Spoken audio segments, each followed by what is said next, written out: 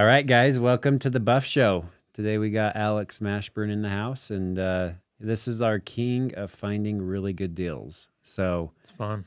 we are going to jump into 6 creative ways to find deals. So let's start out with number 1. Do you want to cover that? Yeah. MLS or agent, so your local MLS. Agent's hard for me because you got to find a good one, right? Yeah. Some are really good at helping you get a personal house. Yeah. Some are really good at helping you get investment properties.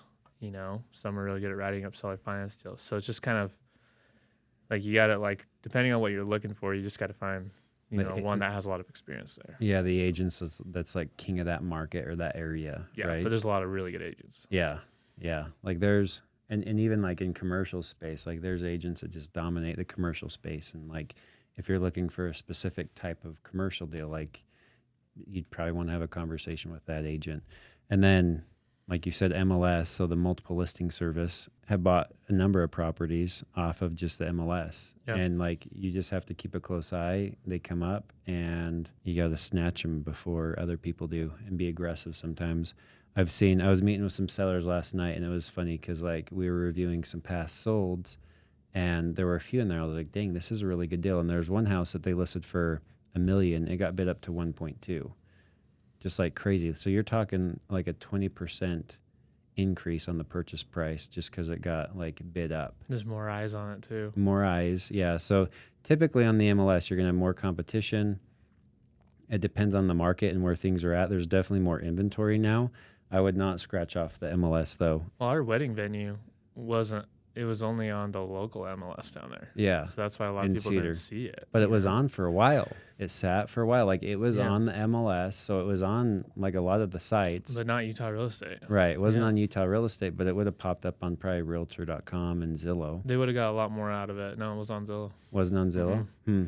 Would have got a lot more out of it if it was if it was on all that stuff. Yeah. So have you bought a bunch of properties on the MLS? What's been your experience? Yeah, a few have been on there. Zillow is one of those things that it's just, they make it so easy on the app just to scroll and this and that. And so, yeah, definitely look on there. But then to contact an agent, I don't know. I might be biased, but I probably wouldn't do it through Zillow because that's just someone that either needs to or wants to pay to get leads from Zillow. Right, yeah.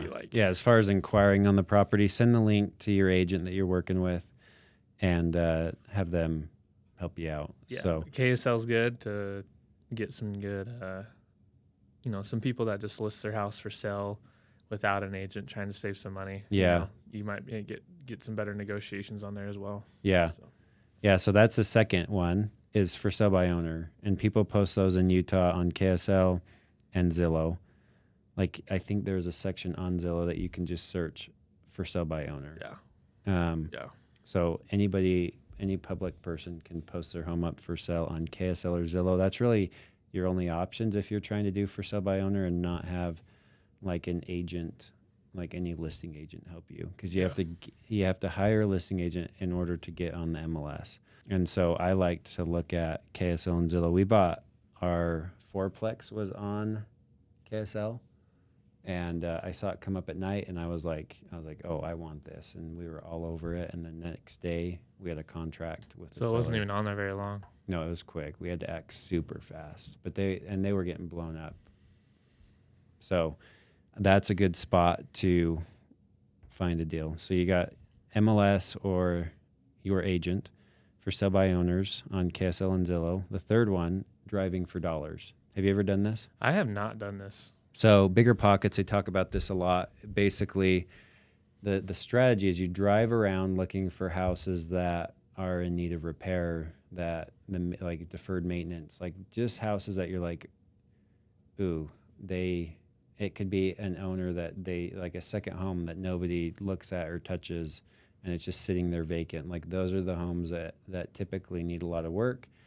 I see flippers target those homes a lot, but the idea of driving for dollars is you can be super like laser focused on what properties like you could probably get a decent deal on because they likely wouldn't sell well on the MLS, you know? And most people, like most agents are going to be like, this is a hard sell. Like it needs 50 to 100 grand worth of work. Like it just doesn't look good. Most of the homes on the MLS people care about, they're sprucing them up. Like you're paying market value most of the time on the MLS. But if you can drive for dollars, find 10, 20, 30 addresses in the area that you want to buy and like send those people cards like, hey, do you want to sell your house? Because for every property, you can get on the city or the county's website and find the mailing address to that property. And then you just send them a card like, hey, I'm interested in buying your property. And chances are, if it's run down, they might not care to have that property, Yeah. or Especially if care. they've had it for so long. Yeah, or really care how much. I mean, obviously they'll care how much they can get, but when it's in that bad a condition, typically you can get a better price on it. So Yeah. I'll cover number 4. yeah, Word of mouth and relationships. I've done a decent amount of deals, mobile home parks. My personal house is actually from my grandma. yeah, Just one of her neighbors.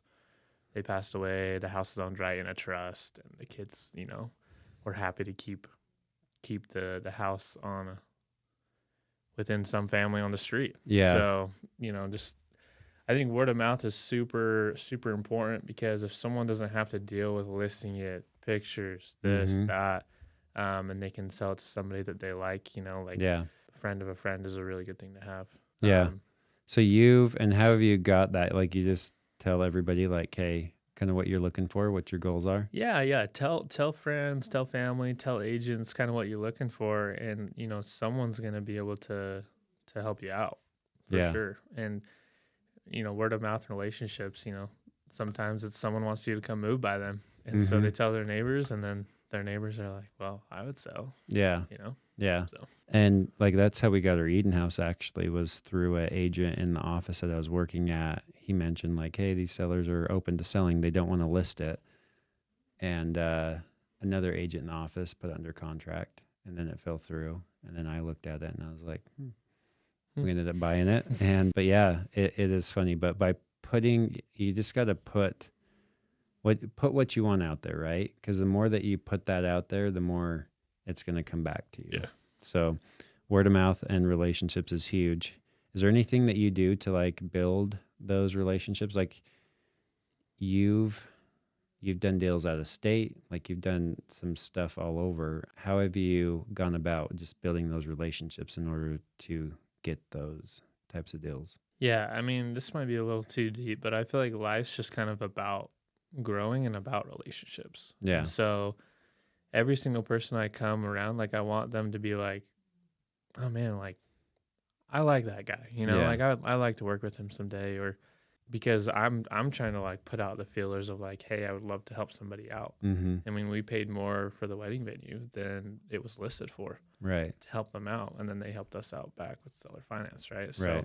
I think just like, I don't know, this might sound like more cliche, but it's like just putting the vibe out there Mm-hmm. that you want to help other people out, Yeah. whether it's helping them sell their house, buying their house, whatever it is. Mhm. Like I think it just comes back. Yeah. And what did you say the other day? Like any deal, you can make like any deal can be a good deal. Yeah, everything's for sale, Yep. with some sort of price, and there's always a way to make it work. Yeah. Yeah. Yeah. So So number 4, word of mouth relationships, and then 5, mailers.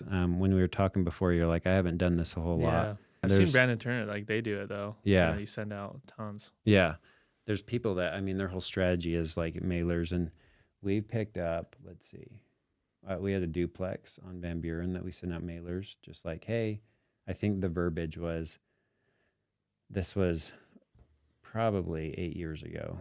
And we wrote like, hey, me and my wife are looking for an investment property. We saw yours. Are you open? Or are you considering selling? Just handwritten no. And the sellers called us and they were like, hey, we are interested in selling. Do you want to come check it out? And we did.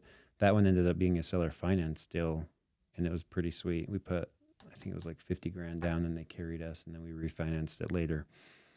But I have got, I'm trying to think if there's another one.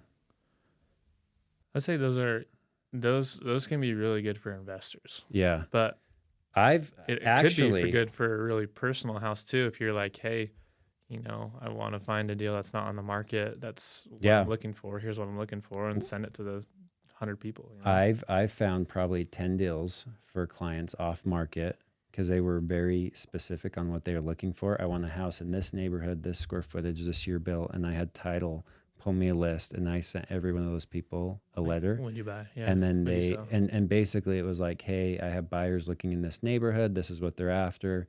If you know anybody that's open to selling, please reach out to me. Like, these are legitimate buyers Yeah, ready to go. yeah. And I have sold multiple properties Really? for other clients that Probably way. big ones too. Trying to think of the biggest one. Yeah, it's pretty crazy. I've been impressed and just surprised at the amount of like people that will call back on that one. So if you're a buyer and you know specifically what you're looking for, reach out to us because we can do that legwork for you Send out mailers and get it going. and find you some deals that way. They're not always like deals, like the deal's made, but depending on what they want and everything like that, like you can kind of structure it a bunch of different ways.